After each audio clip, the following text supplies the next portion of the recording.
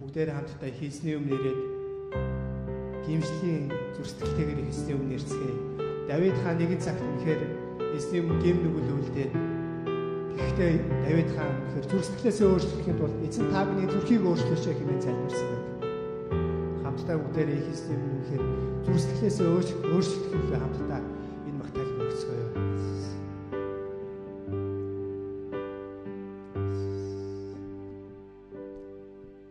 Эзэн та миний дотор цэвэр зүрхийг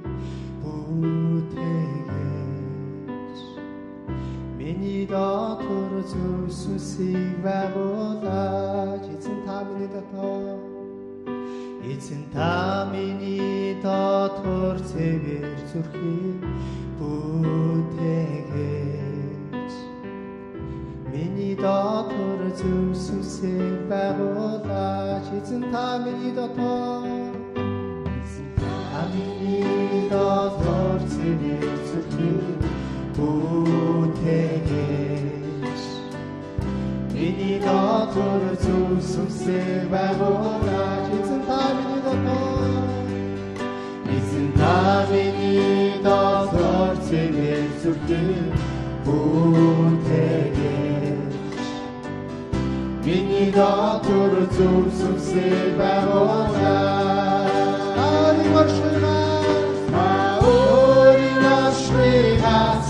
намайг бүхолдуулаад өөрийн ариун сүнсээ надаас аваад би майстар надад цогцол өгөөд миний дотор зөв сүнсээ байгуулж эзэн та миний дотор цэвэр зүрхийг бүтээгэж миний дотор зөв сүнсийг байгуулж эзэн та миний дотор цэвэр зүрхийг бүтээгэж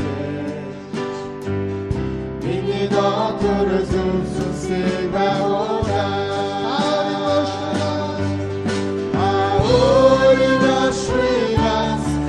намайг бүхолдуулаад өөрийн ариун сүнсээ надаас аваад би майстар надад цогцол өгөөд миний дотор зөв сүнсийг байгуулж